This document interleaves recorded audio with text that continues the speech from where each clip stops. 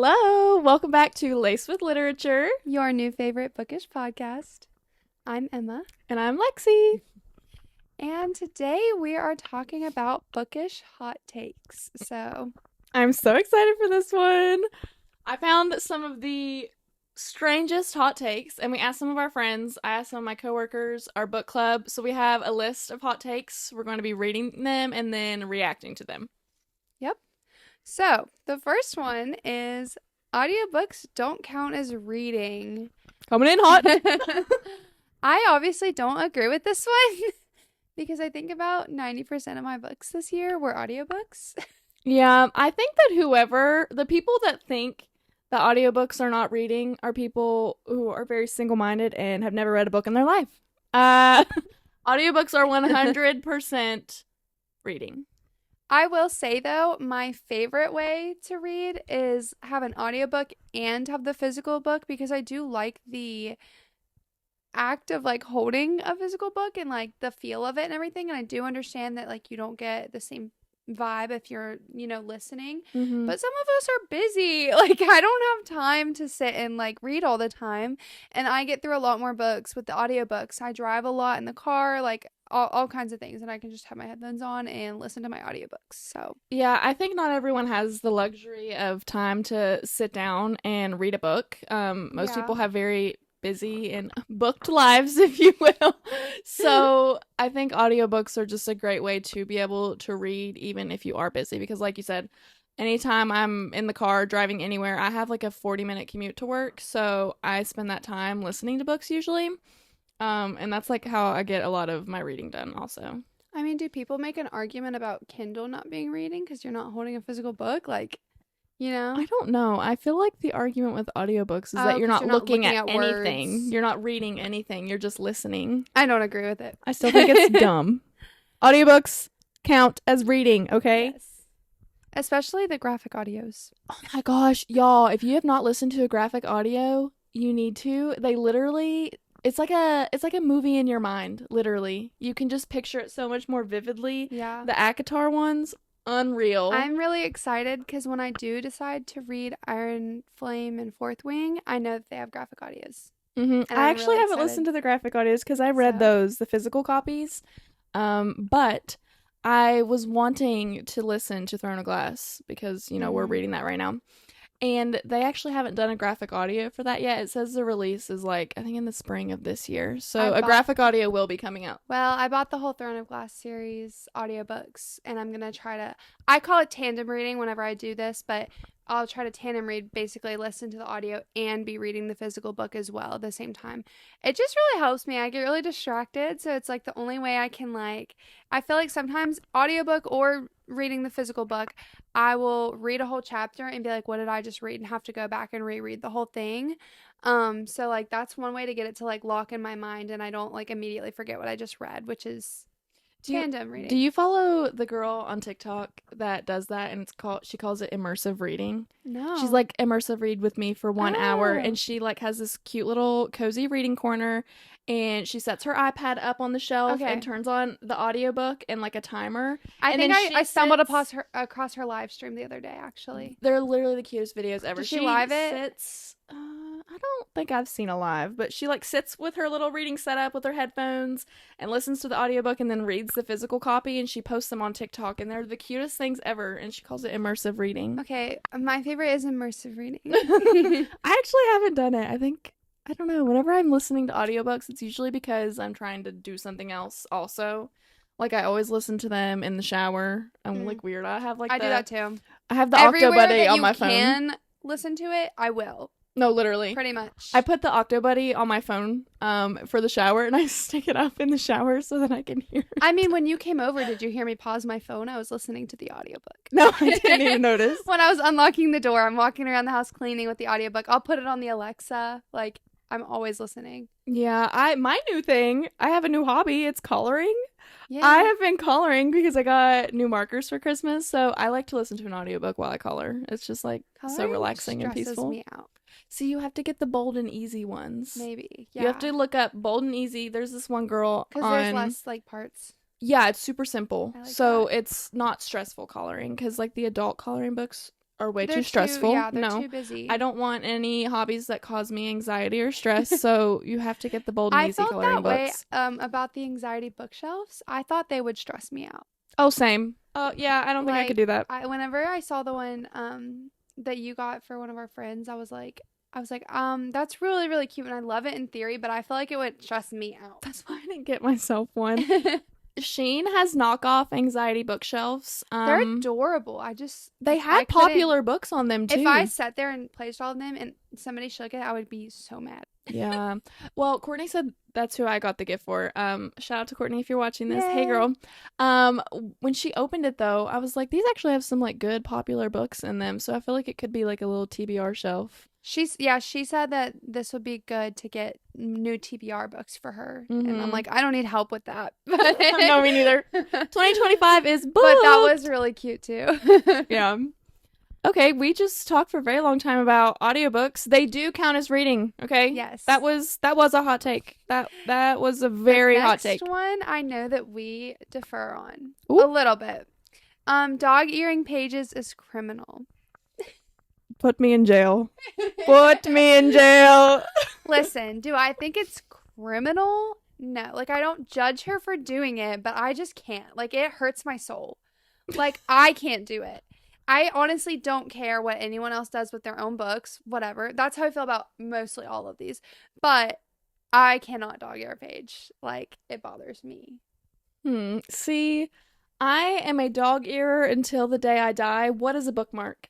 What is a bookmark? I didn't get my first bookmark until maybe a few months ago. I'm not even gonna lie. I just dog ear all my pages. I would get lazy about the bookmarks. I'm not insane, but sometimes I would memorize the page I was on or the chapter I was on. Girl, I can't remember what I ate for lunch. I bookmark now, okay? But that's what I did for a while because I would be reading it so often. Like, it's like you put it down and it's only like I have to remember it for 10 minutes and I'd pick it back up. Like, that's how fast I was reading the books anyway. So there's another. It's not like I memorized it for weeks. No, I literally, I don't remember anything. I have like short-term, like, what's that called? Memory loss. Short-term memory loss. Isn't that what Dory says? Yeah. Yeah, that's me. No. I love dog earing my pages. I think that they make your books look like lived in and homey. And I kind of like that vibe. I wish I was more patient with the tabbing because I have tabbed a few of my books and I love it. But like that's like my thing, like to add into to like see like that they've been read. Like I would love to annotate books too, but I don't have the patience for annotating. Like I'm not going to put my book down and write in this. Like I need to see what's next. But oh wait, I have a new hot take. It's not even on our list, but you just reminded me. I think that annotating books kind of like takes away the fun of reading. Like it makes it stressful. Like does that make sense? Yeah. Because you are like you're really in the book, you're loving it, you're eating it up, but then you're like, oh wait, I have to stop reading and I have to get a tab and I have to write and underline. Like I underlined a bunch of sentences in the ACOTAR books whenever I was doing my reread. Mm-hmm. And I was like, I love this, but it's taking way too much time and it's taking away from your flow of reading. I'm not immersed. Yeah, it's not an immersive reading experience. Yeah. I felt like that a little bit. So, Fable shout out again. Love me some Fable. We did what book was it? Was it just ACOTAR, the first book? It was ACOTAR.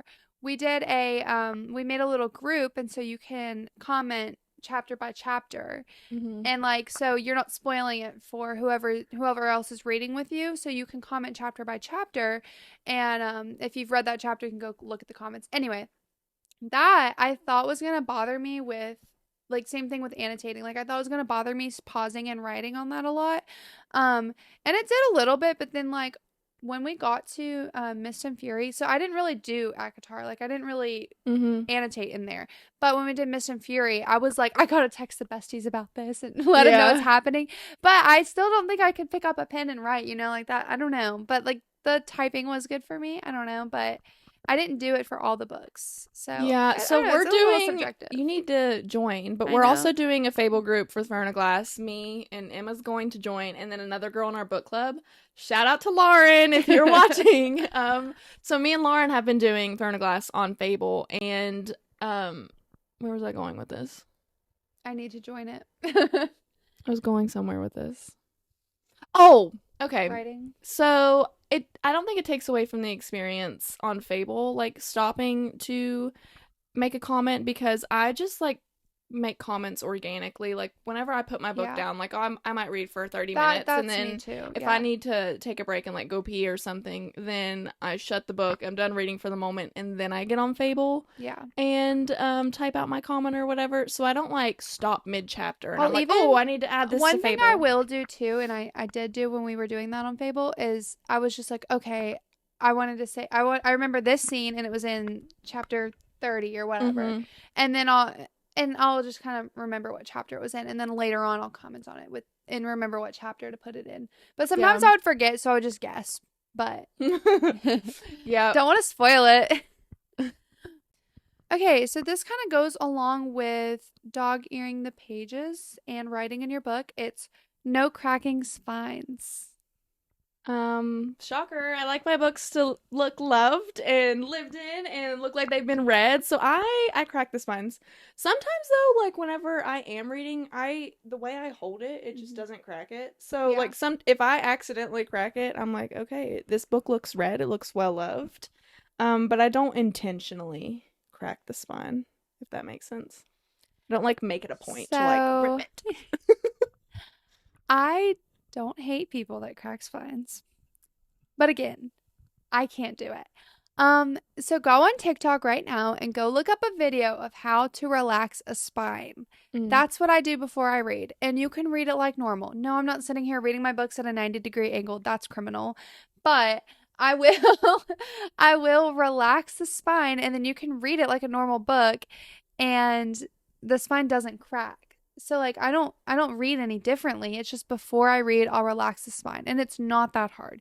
You literally just like start little by little and open the pages and like lay them, and it just kind of it relaxes the spine. It's more flexible, so it doesn't crack. And if it gets a little crack, who cares? But like I feel like you would care. I have a few books that I have bought secondhand, like my whole Shatter Me series. It's like it looks like it's been destroyed, and like I don't know. I'm like, I don't want my books to like be that messed up. So like I'm going to try to keep them as nice as possible, because the other thing is like I want them to last.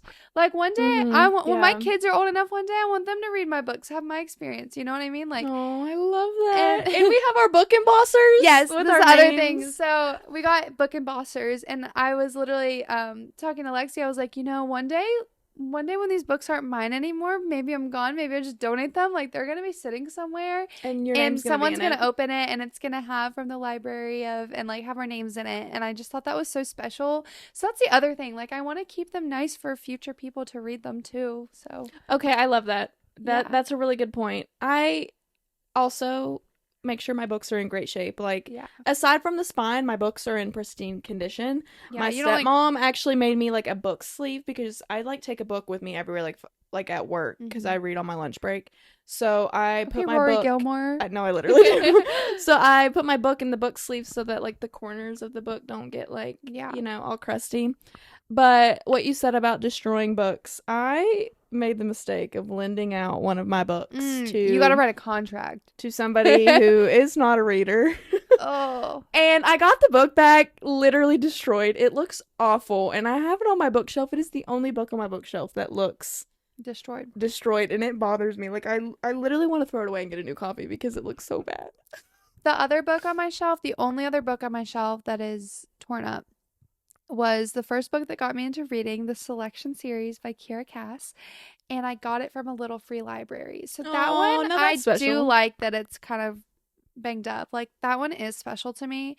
But and that book is just so special to me because I remember like reading that when I was younger and like getting into it. But the Shatter Me series, I actually bought that secondhand on like Marketplace. I can't really complain. I got the whole series for $20, so like I can't complain about that. But they are destroyed. But I did use them to make my book Christmas tree during. Oh, that was so cute. Because I was like, I don't want to crack all the spines of my good books, so. At least I had something to make my book Christmas tree out of. Yeah, I did not make a book Christmas tree for my shelves this year because I didn't want to, like, crack any of the spines. Yeah. But it's like one thing if you're cracking them when you're reading, but it's another thing if you're intentionally just for a decoration. No, not for decoration. But if it happens organically while I'm reading, that's fine. Yeah. Yeah. Okay, let's move on. So we'll skip over spicy scenes to get back to the plot. No, ma'am. Who says I'm reading for plot? I will not be skipping over that. That is the plot. Yeah, I'm very much a spicy scene gal. I don't want to say that I seek out books with spice, but like I kind of do. Like a good example is, I think we talked about this in the first episode, but how Powerless and the Veiled Kingdom are so similar. I mean, there are differences, but they're essentially the same book, okay, except Powerless is YA, has no spice, and the Veiled Kingdom has spice. It's an adult book. So I'm obviously going to choose the adult book every single time. Veiled Kingdom always beats Powerless, in my opinion. By the way, if you've read both of those books, like, even the first chapter are so similar. I mean, like, I guess there's only so many things you can do with the fantasy plot, but they're so similar. I will pick the Veiled Kingdom every time. You just made me come up with a new hot take that, like, all fantasy books are kind of the same. Mm-hmm. That and the MMCs, remember? Yes, we were talking about this. All of the male main characters, they're all the same. They're all tall. They're all brooding and angry. And have dark hair and scars. And they're all the king or the secret king or something. Like, yeah, they all have the same personality. I mean, listen, I eat it up every time. Yeah. I literally don't care. I don't care. I love them. But I mean, but they are kind of all the same. You did say, and I agree too, because I did this with ACOTAR, is like sometimes when you're reading that over and over again, you need a palate cleanser. So you'll have to take a pause from the romantasy and have a palate cleanser little cutesy book or a fast-paced book or dark romance, whatever, just to reset, because you can only read the same plot so many times. Yeah, after every single fantasy book, I always have a palate cleanser. Like, I cannot read back-to-back fantasy. Now, I did when I originally read ACOTAR, I did read that series all the way through because I was so addicted. But aside from that, like, I'm picking up either a dark romance or a cutie little fluffy romance, depending on the mood that I'm in. That was part of my love with the dark romances, because I felt like most of the books were pretty different. But after I'd read so many dark romances, like I read 105 books last year, and I think probably like 100 of them were dark romance. Dang, son! I don't know exactly, but a lot of them were dark romance. And so at that point, I feel like I've read every plot you could go with dark romance. Yeah, that's a lot. But I did love when I found something different. Like, Lights Out was different for me, and then like Fourth Wing is different. I'm really excited for Fourth You're gonna Wing. love Fourth Wing. I'm it's kind of different like in the realm of fantasy.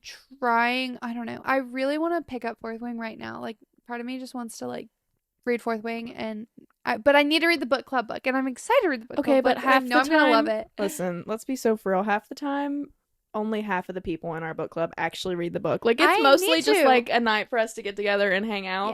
Yeah. There's always a couple people that were like didn't get to read the book or didn't like it. So if I'm you gonna don't read it though, because world. I'm excited to read it. Like, I know I'll like it. It actually was really good, and it's a dark romance. Yeah, and I loved Hooked. Emily McIntyre. Is that? Yeah.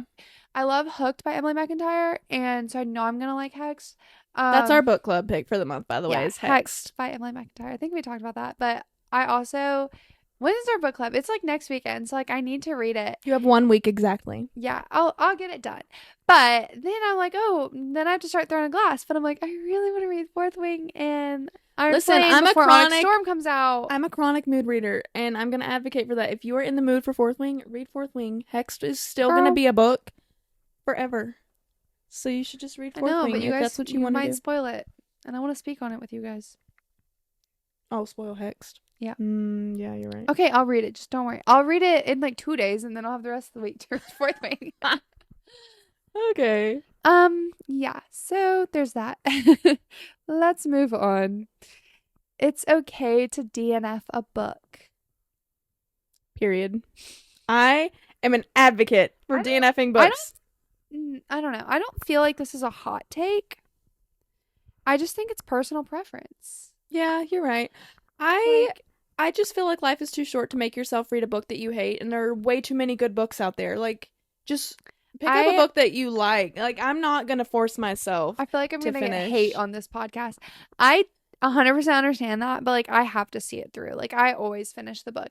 And part of me feels bad saying I didn't like something that I didn't finish. So like I'll read the rest of it. Do I 90% of the time hate it just as much as I did in the first 3 chapters? Yeah. Does that not put you in a reading slump? Because 99.9% of the time, if I make myself finish a book that I do not like, I'm going to be in a 3-month-long reading slump. It's not worth it to me because then I don't read for months. It is the only time I got in a reading slump last year was when I consistently had like 1-star books, like awful writing. And it's because my TBR got really dry last year. Like I had nothing to read for a while. And and then I brought you into romantasy. Mm-hmm. Yeah, and now I have content for 2 years. But yeah, no, last year I was reading so much dark romance and I did find some really good books by smaller authors or like, I don't know, or just people that weren't talked about as much.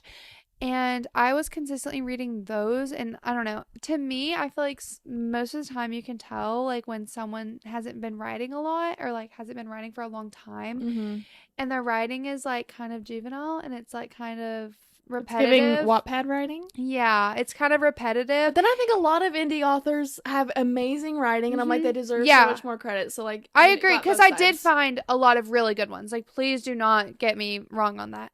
But when I was consistently reading books like that were like not really well, like there was a lot of plot holes and stuff like that. And for me, it was like when I was trying to deep dive into like it was more KU books that I was just finding for free and stuff. And then I was like, I got in a slump after that because I just didn't have anything to read. And like I was consistently reading the books I didn't like. So, but then like I started reading like the Mindfuck series and then the Lights Out, and then it picked up again. You know? So those were like some of the best. You just need a good book to get you out of the slump. I'll just keep going, but yeah. Okay. Yeah, but I will see it through. Personally. Yeah, I guess it's not really a hot take. It's more so just personal preference. Okay, I am reading this next one because I am appalled. I'm genuinely appalled. I did not know that this was a thing, that people think ACOTAR is overrated.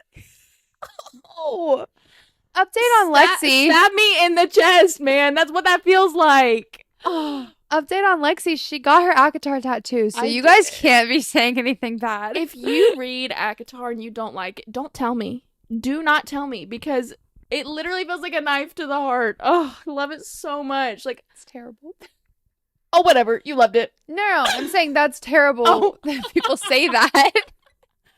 Yeah, I just... Guys, I love ACOTAR. It's on my body. I've seen a lot of people say this, and so it's making me more excited for Throne of Glass, but saying, like, ACOTAR is, like, the romance of reading, and it's, like, it makes reading, like, you get through it so fast, and it's so nice and, like, fun to read.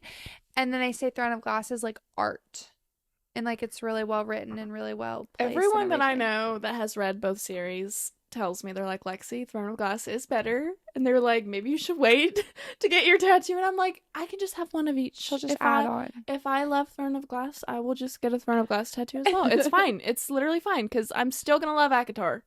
That's like, even if I love Throne of Glass, that's not going to change how I feel about that series. You can't take away how you feel. Right? You can't take away my love. Anyway, so ACOTAR is not overrated. We love ACOTAR. Absolutely. Tamlin needs a redemption arc. I don't agree. He can go away. I also don't agree, but let me tell you why. I think that we might have a different opinion. He doesn't need one because I think he's already had one. That's my hot take. I think, okay, this is going to be a spoiler, so stop. If you have not read this series and you are going to, do not listen to what I'm about to say, okay? Spoiler! Coming in 3, 2, 1. In book 3, at the end of the war, when Rhys dies, and Tamlin brings him back to life. That's right. That was his redemption arc. He made up for all of his past mistakes, in my opinion. Well, then he went right back to being awful after that. Did he? Like in Silver Flames, like every time they go to the Spring Court, he's awful to them. Yeah. It's fresh in my mind.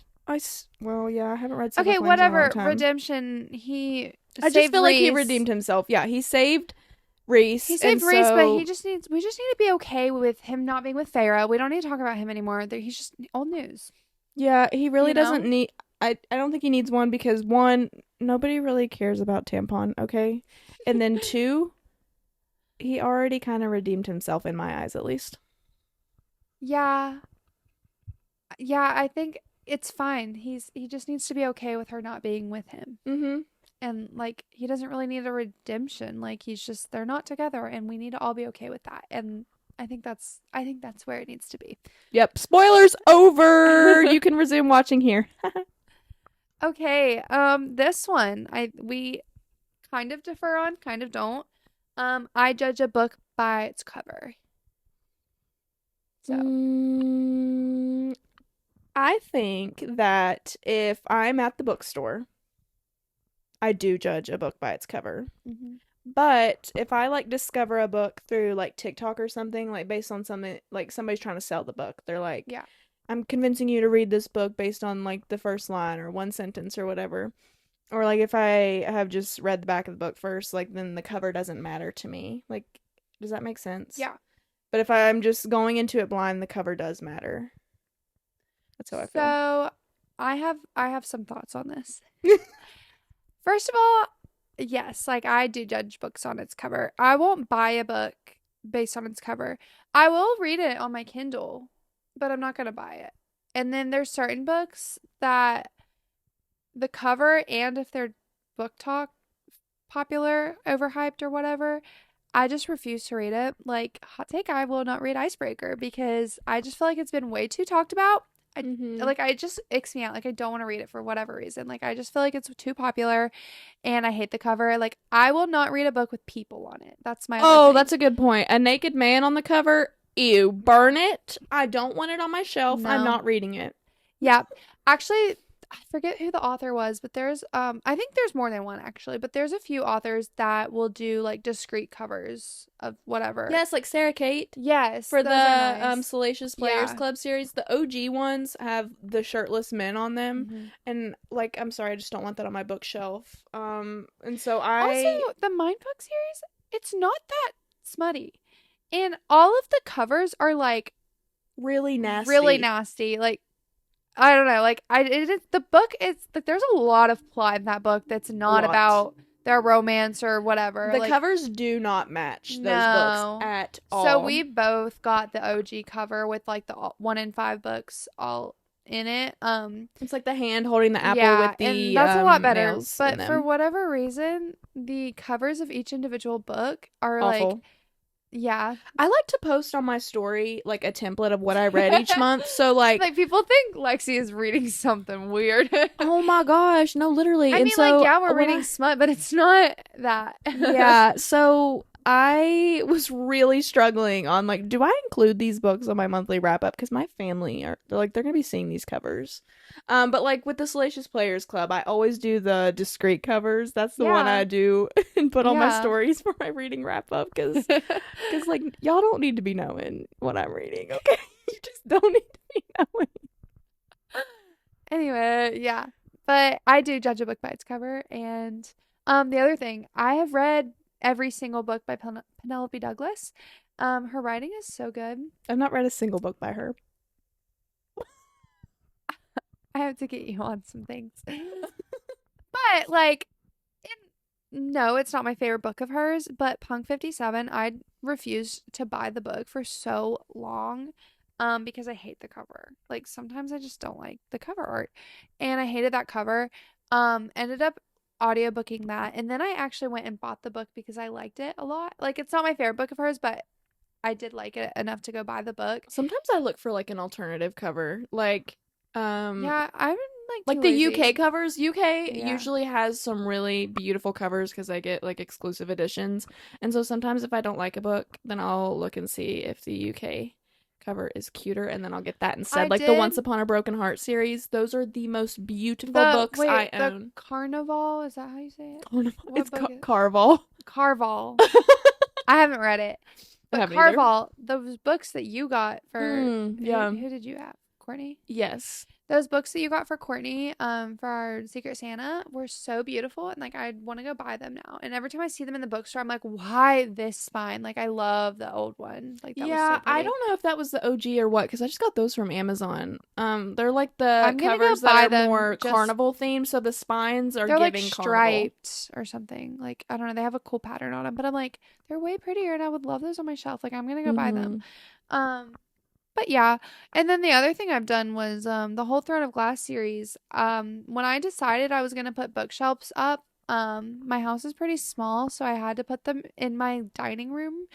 And so since that's like a pretty high traffic area, me obviously I like my aesthetic and everything. So I didn't want like crazy colorful books or like Mm-hmm. a bunch of different colors. So I'm trying to keep it more minimal and neutral. So I got the whole Throne of Glass set that has like the gray spines instead of the like Yeah. colorful spines. I love my colorful books. So They're beautiful, but like but I think don't I might end up getting your copy just because that set on Amazon is so much cheaper It's than way buying them cheaper. individually or even the Yeah. other box set. But I am growing out of that a little bit. Like I just reorganized my bookshelf, which we might have a TikTok on. But I just reorganized my bookshelf, and it's like getting me excited. And like I got new like trinkets and stuff to put on there, so I might end up making it more colorful. And it is pretty colorful now, in my opinion. So Yeah, your bookshelves, I'm so jealous. They're beautiful. But thanks. also, my dad and I just, you guys should check out my TikTok because I'm kind of popping off on that video. Yeah, you are. I was not expecting that to go viral, but me and my dad actually built a bookshelf, and it's like the dimensions are made to fit in front of my staircase, so it's slanted. Custom, and it's so cute. It's so beautiful. It's like a beautiful terracotta color, and I picked out like a floral boho wallpaper for the back. So yeah, I love your bookshelves, but I'm also so happy because I finally have a bookshelf. Something that I didn't even do. I told you that I bought wallpaper for mine too. Mm-hmm. Well, I had already like built my bookshelves and everything when I got them because I was like so impatient. I'm very impatient When you about can't things. wallpaper it once it's built. So I built the whole thing, and I was like, I'll just take the shelves back out to wallpaper it, whatever. Well, then I put the lights on because I backlit all my bookshelf, and then the wallpaper came in, and I was like, yeah, I have no intention of even putting this up because I'm too lazy to take this all back down and redo it. Yeah, that was a and little cut work. around. Yeah. But I think I knew from the beginning when I started building it that I wasn't going to do the wallpaper because it took so long to come in because I had to order it from Home Depot.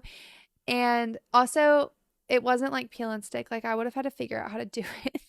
And I just didn't have the patience for that. I was like, I just want my bookshelf. And I kind of convinced myself too that it would be too busy for my space to have that big of a bookshelf with the like wallpaper in there too. So I don't know. I don't really regret that I didn't do it, but it's just funny that It's still beautiful, and we did like a little branding photo shoot today, so there will be pictures on all of our social media coming really soon. So everyone needs to go tell Emma how pretty her bookshelves are.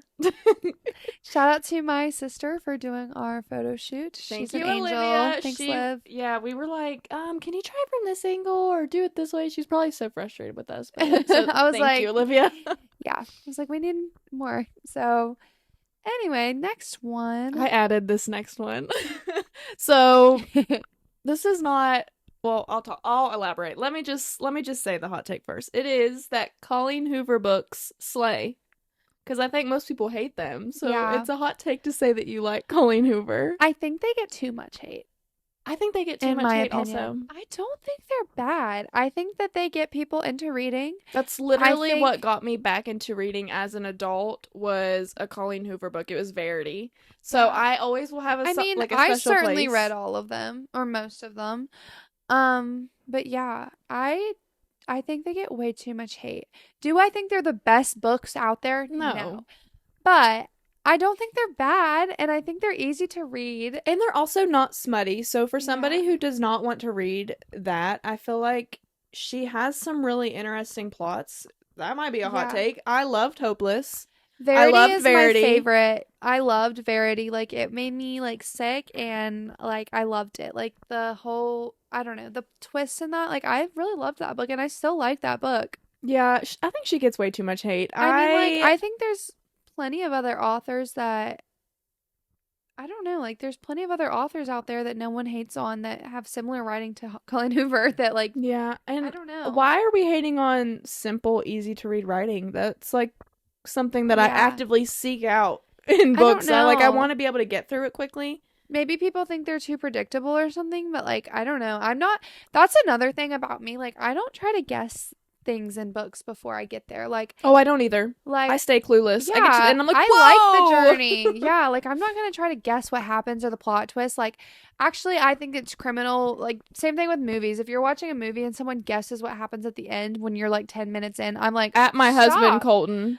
He predicts everything. I hate it everything. when people do that. I'm like, no, like just let it happen. Like, enjoy the journey. Let it speak to you. Like, you don't need to be guessing. Like, turn your brain off and watch. Yes. Turn your brain off and read. Like, just be in the story. You don't need to be guessing the ending. Like, there's my hot take. Don't guess the endings of things. That's just No, I agree I think with that ruins the reading experience. Yeah, so Colleen Hoover, I just have a special place for her in my heart. I probably would not read anymore just because I have discovered so many other authors, but I'm still going to keep her books on my shelf. Yeah, I agree. Sure. Let's see. Okay. The next one is you don't need a physical copy of an ebook as a trophy for your shelf. Oh, says who? Yeah, I don't agree. I absolutely need it on my shelf. Like, yeah. I want my bookshelf to be full of amazing books. So if I read something on my Kindle and I'm like, this is amazing, this is a 5-star read, I'm going to buy it because when somebody walks into my house, I want them to go to my bookshelf and be like, which book do you recommend? And I want to say all of them. Like, I want to say that all of my books are incredible. Are good, yeah. That's another thing. I think that this is either personal preference or a financial I can totally understand the financial thing. But, like, I don't think you need to be hating on other people that do it. You know what I mean? So, like, I don't know. I think that's another to each their own kind of thing. But I would 100%. If I audiobook a book, if I read it on my Kindle, anything like that, like, if I like it enough, I just say the Punk 57, I'll go and buy it. Like, even if I don't like the cover, like, I will go and buy it if I liked it enough. Like, I want my bookshelf to be really great books. And then my big goal with my bookshelf is I really want like interesting books and like cool books. Like, I think it would be so sick to like have the first edition of something that ends up blowing up, or like I want to have a collector's bookshelf, like not to sell them, like I just want to have them and not to be like, oh, one day those won't be valued as much, but like to me they will be. Like, I don't know. I want to have a really special, interesting bookshelf. So like, yeah, I'm gonna buy as many books as I financially can. So same. And also like buying it as a trophy, I want to have a physical copy so that I can emboss it and have it be part of my library because I did read it. I might not have read it, you know, physically, but I did on my Kindle. And you might go back and reread it one day, or someone might want to borrow it. That is a trusted reader as well. That will take care of my book and not destroy it. Like, somebody might want to read it.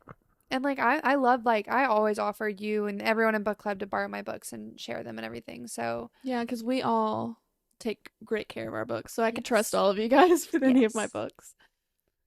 Oh my gosh, this next one. I was making this list this morning and I asked Colton, I was like, Colton, what's your bookish hot take? He literally doesn't read. So you know what his response was? I hate reading. It's like, okay, next. The next one is sometimes the show or movie is better than the book. So I had to ask the person to give me an example. Julie, if you're watching this, hi. Julie is my coworker. Before you say the example, I think the example is the only exception. You think it's the only exception? Okay. So as far as I have seen. Okay, she did have another one, so I'll mention that one too. Okay, so Julie said that... Should I not be name dropping? Yeah, don't come for Julie, guys. Nobody go for Julie in the comments, okay? But she said that the Bridgerton show is 1,000,000 times better than the book. She said the books are trash. Oh, I don't think they're trash. So she thought that adaptation of the books was way much better. That made sense. Way better. The thing with Bridgerton is I think that is one of the only books that I have read that looks like it is a direct script for the TV show. Like, it was verbatim. Like, that's how I felt nothing was about different. Queen Charlotte, because I haven't read the Bridgerton yeah, same series. thing with Queen Charlotte, but that's part of the series. Yeah. But that's whenever I read the Queen Charlotte and everything, like, it was just verbatim. So I don't know, like, I think that they really did it justice, and I'm proud of them for that. But the good thing about the Bridgerton series is there's more than just the TV shows. Like, the Benedict book is, like, really good, and, like, the rest of those books, like, I didn't know that you had read the Bridgerton series. not all of them are like the seasons of the show, because, like, the seasons of the show only have, like, Daphne and, you know, Eloise or what. I think they are going to be coming out with a season for everyone. I think they will eventually, but they don't right now. So, like, read the book. Who cares? I don't think they're bad writing or anything. Like, I don't know. I think the books do the movies and TV shows justice. But what was the other example? She said Outlander, but I haven't read or watched that. I tried to watch Outlander. My sister, who did our pictures, Olivia, she really recommends it and said it was, like, the best TV show ever. She watched the whole thing, like, overnight. And I tried to watch it, but I just really couldn't get into it. I don't know. And it's weird because, like, I love, like, it's not because it's fantasy or anything. Like, I think it is, like, fantasy. It's like Game of Thrones vibes, I guess. I don't know. I haven't even watched Game of Thrones. Hot take. Me neither. I won't. But, like, I don't know. I just, like, I was kind of cringing. I couldn't get into it. So. Okay, so what's your favorite movie or TV show, like, adaptation? Like, what book? Because mine is Hunger Games. I have read every single Hunger Games book, like, at least 5 times a piece. But do you not? And I think the books are better or the movie? I think that the movies, well, okay, maybe not all of them. I think that Hunger Games and Catching Fire, those 2 movies, did the books justice, in my opinion. I think that they were just as good. I don't know. I think that the books might be better. Like, the Lord of the Rings books are god tier. But I love the movies too. And I don't like the movies less because they're books. If that makes sense. No, that makes sense, yeah. Same thing with Harry Potter. Like, I think that's a hot take too. I think people don't like the Harry Potter movies that have read the books or, like, have a special place in their hearts for the books. Yeah, it's different. There's a lot more detail in books, but, like, also you have to understand, like, the budget back then, the, you know, the technology back then was different. So yeah, I don't know. I can thoroughly appreciate the Harry Potter and the Lord of the Rings movies just as well as I do the books. Yeah, for sure. I get it. But, like, they're both great, just in different ways. I don't know. Yeah. Weird. But yeah, I don't think for the most part that the movies are better than the books. Yeah, I think that for the most part, books are better. For example, books are typically better. They just have more detail. It Ends With Us. The movie. Ooh. I hated the movie. We went and saw that together, didn't we? I don't think the movie, like... Dude, what's up with all the backlash and the drama with the movie? There's a lot of drama. Have you been keeping up with that? Yeah. I'm lost. There's a lot going on. That Blake and Justin, they're beefing. They are beefing. I don't know. I think it's a sensitive subject, like the movie and the book or whatever. But, like, I don't think the movie did it justice, and I don't think it was romanticizing it in the book. But I don't know. I don't know. There's a lot of controversy with it, but I don't think any of it was done right. I don't know that I fully agree with that. I don't mind the It Ends With Us movie. I do think that there were some things that were left out that might not have done the book justice, but overall, I liked it. Yeah. I don't know. Maybe I was just really excited and hyping it up, and maybe I convinced myself that it was better than it was, because I was really excited for that movie. Like, the trailer, the Taylor Swift song, yeah. like, the marketing that they did on that movie was so good. I was really excited for the movie, but I don't know, I was disappointed. I won't lie. I was disappointed. And then, like, I don't know. I just don't think it was done justice at all. Hot take. Maybe not. Maybe people agree. Next one is BookTok is just a bunch of overhyped books. I disagree. Are there overhyped books on BookTok? Absolutely. Yeah.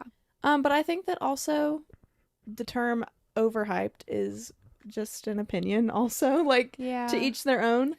I think everyone has different opinions on the books they read. Like, I think you might feel this way about Icebreaker. That series blew up on BookTok. Yeah. And you have no desire to read it. I loved Yeah. it. I think that Daydream, the third book in the series, was the best. I'm not going to sit here and say that those books are awful. Like, I don't think that. I haven't read them. But, like, just part of me doesn't want to because I've seen so much about them and I hate the cover. Yeah, I think that seeing so many people on TikTok, social media in general, talking about one book kind of puts a lot of stress on it. Like, if somebody loves it so much and I'm like, what if I read it and I don't like it? Yeah. Maybe overhyped was the wrong word because I didn't read them, but like they were very hyped up for a long time. And that like, can be that's intimidating. all I saw, and I was like, I don't really want to read it. But I can't say it was overhyped because I didn't read it. So that was a bad choice of words. But yeah. I can't think of a book like off the top of my head that like I consider to be overhyped that from people BookTok. talked about and you hated. Promises and Pomegranates. I've seen that. I don't think it was awful. I don't think it blew up on TikTok. I don't think it did either. I did see it on BookTok, and like I did see people talk about how awesome it was, and that's why I picked it up. I thought you sent me videos. No, because we bought that book together on our book club trip, actually, and that was the first time I'd ever seen it. I read the back of the book. I thought it sounded amazing, right? And it had the character art in the front and the back cover, and I was like, I'm gonna buy this just because it's cool. And it was like a Barnes and I thought it was a Barnes exclusive. It was really disappointing. But I'm pretty sure that one was on BookTok, and people talked about how good it was. Or maybe I get a lot of videos. I don't know if you do. I get a lot of videos, and it's just like a few scenes from the book, and it's like you read a few lines, and it's not spoiler, but it kind of like it teases the book, and then like and it's just like a carousel post on TikTok, and I'll save those as my TBR. So sometimes I'll see those and think that I do that too. Maybe I saw that. Maybe that was recommended, but it could have been that. But I found a lot of really good smaller authors that way too. That's a lot of the time where I get my books from when I'm in a reading slump. Holly Renee. I think I discovered her on TikTok too. Like somebody was recommending like an indie author. Yeah. You know, I don't know. I don't want to say this, but maybe I think Powerless was overhyped a little bit. Just because I read The Veiled Kingdom. And it's so much reading better. The Veiled Kingdom. Why have we talked about this so much? Like, I know. Obviously, we are Veiled Kingdom stans. Because it's in my brain. When we read Powerless, I loved it. Rated it 5 stars. Okay, I made a TikTok, like showing what everyone in book club rated the book. Yeah, and I was like 3. 5 stars, man. And I loved it, but I don't think about it very often. And I think that maybe I would lower my rating after reading The Veiled Kingdom. I don't know. Yeah, I could see where it would be a little overhyped, especially the second book. I didn't finish Reckless, so I liked Reckless more than Powerless. Really? But I mean, if we're bringing in second books, we didn't like The Veiled Kingdom second book either. So. Yeah, that's true. That I also thought that was done really poorly. Yeah. Yeah, and I'm also not going to finish the Powerless series. Like, I'm not going to read the novella. She has that new one coming out this year. I'm not reading it. I will not read any of the novellas. Maybe I kind of agree with you. Maybe I do think that series was a little overhyped. Yeah. Hot take. Look, we're changing minds out here. Hot take. Okay, these are from our friend Lauren, again, you're getting mentioned twice in this video. I don't think we've mentioned Jen, but she gave us some of these too. So thanks, Jen. Okay, yeah. So her first one was, just because you have written a few good books doesn't make you a good author, especially if you are oversaturating the market with lackluster products. Don't come for me, but Frida McFadden. I kind of agree. I loved Frida McFadden when I first discovered her. I think that like reading 1, 2, maybe 3 of her books, amazing. But if you read more than that, they're all kind of the same. Like, she has a very predictable plot line, in my opinion. That's how I feel about Anna Huang. Yes, all of her books are the same. All of them, every single one. They're all the same. There's a few that stand out to me. So King of Sloth, I told you, is like my favorite from her, and Twisted Games. Dude, I love Twisted Games. Twisted Games, that's a really good book. Really good book. But would I recommend you read the whole series? No. Absolutely not. No, especially the third book, Twisted Hate. Oh, hated that. I actually got rid of that book. I have the other 3 on my bookshelf, but I did not want Twisted Hate in my home. I have it on my shelf, but I don't like that book. It felt really icky. Also, I read that before I had ever read any dark romance. So maybe I could tolerate it now, but I'm not going to go back and try to read it. I read the whole thing. Did you DNF it? I DNF'd it. But I was invested in the storyline, so I read like a really long spoiler summary so that I found out what happened in the book. And reading that is what made me sick. Oh. Because I hadn't gotten to the part where he, like, revenge... Well, I don't want to spoil anything. There are certain things in there. One thing in there that really irked me is there's, like, scenes with her on her period and having cramps and, like, not able to, like, move and do things. And I really think they made her, like, a pity character because of that. And I don't like that. Like, I think that's, like... I don't know. Like, I feel like... I don't know. Do we need to be blasting women and making them look like weak because of it? I didn't like that. That was in the book and that irked me. See, I don't remember that. They kind of painted her like weak because of it. It wasn't done right, I think. Ew. Yeah. It makes me hate the book even more. He was like pitying her. And I didn't like that. So thank you. Next. I don't know. That was hard to say. I don't know. Maybe I didn't word that right, but that's how I feel. that was a good point. Okay. Oh, I agree with this one. Oh, same. So harsh. There is absolutely no reason for this. So this says, typos in books irritate me because how many times did the author, reader, other people read the book and it still made it to the final version? Facts. That, it really does irk me. I forget what book it was. Authors have editors for a reason, and the editor's job is literally... There's not just one editor, and then there's like not, and there's not one person that reads it, let alone like the multiple proofreads you have, the arc reads you have. Like, I don't know. There's a lot of things it goes through. This just made me think of something about Throne of Glass because that's the book I'm reading right now. I almost prefer the audiobook because one thing about Throne of Glass that is giving me the ick is the use of exclamation points. Oh. There's a lot. So many sentences in Throne of Glass have exclamation point at the end. And I'm like, for why? I've never read a book that had an exclamation point in it. Or like maybe I just never noticed. But this one has a lot in it. I don't want to say this and it be wrong. But I think, please don't quote me on this. I think it was Powerless. And another reason that Powerless really irked me was there was so many typos. Like... They spelled, I can't even remember what the word was. They spelled really simple words wrong consistently throughout the book. And then there was a lot of places in it where, and I don't know if it was Powerless, I'm just thinking it was. There was a lot of places in the book too where they didn't finish the quotation marks. Like they would just start one and not finish. I'm like, you have to close quotation. Yeah. Or they would do like an apostrophe instead of quotation marks. Yes. Oh my gosh. I was like, I'm not even an author, an editor, a lot nothing, of typos. It was bothering me. So I remember was it Powerless? Okay. I think it was. It really irked me. And then there was like simple words that they were spelling wrong, like leaf or something, like really simple things that were just consistently spelled wrong. And I'm pretty sure it was like multiple times in a page or multiple times in a chapter. And I was like, ugh. Like that probably brought it down a full star for me. Like I was like, I hate this.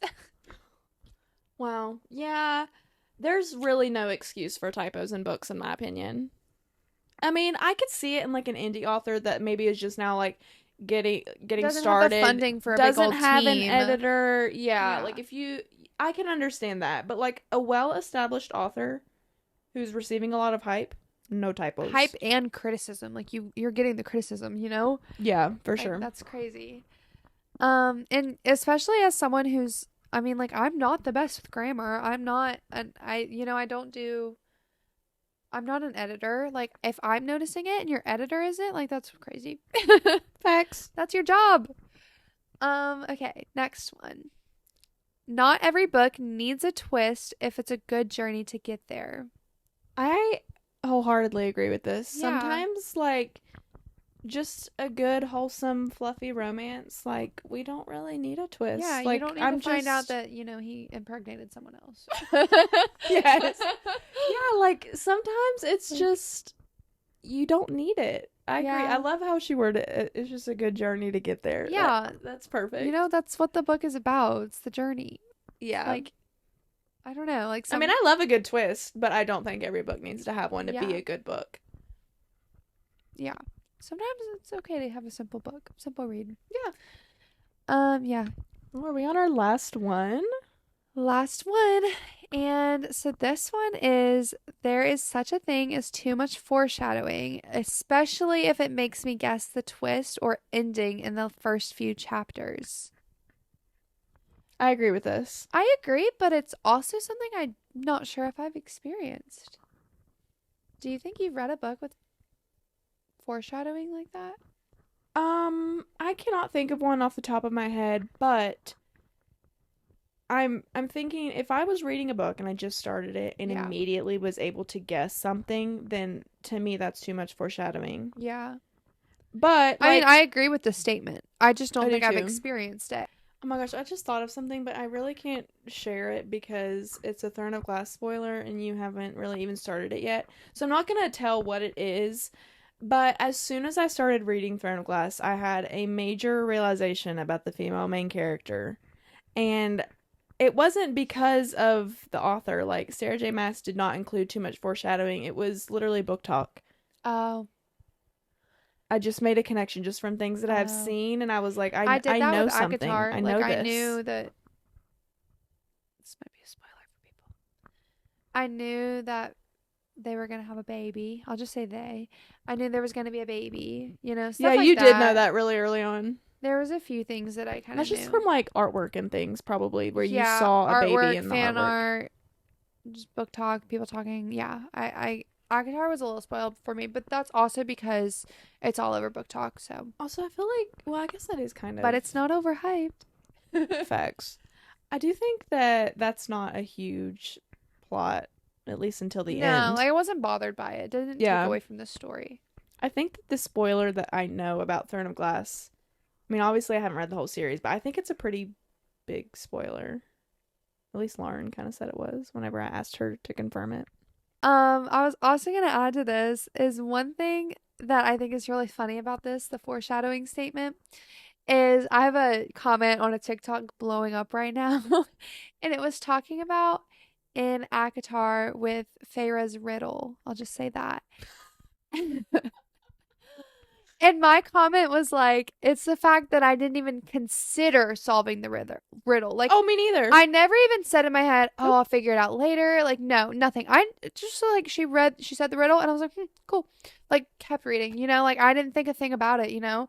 That's another example of like, I just will not let myself guess ahead. It's about the journey to get there. Yeah. Why would I read over that riddle and try to decipher it's not it for my myself? job. No. Not my job. It was literally Feyre's job. That was Feyre's job. Yep.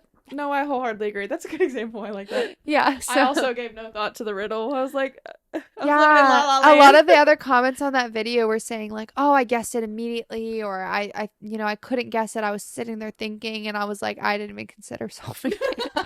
And I love that comment is blowing up. Like, I have like 2,000 likes on it, I think. Okay. But that was so funny to me.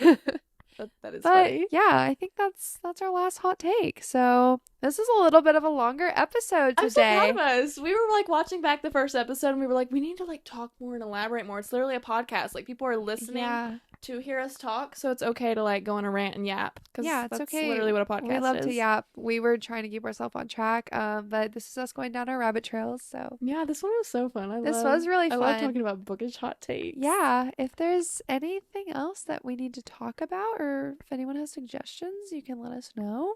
Yeah, but that's it for episode 2 of Laced with Literature. So hope you guys enjoyed. Yeah, thank you guys for watching or listening. Right now we're doing YouTube and Spotify.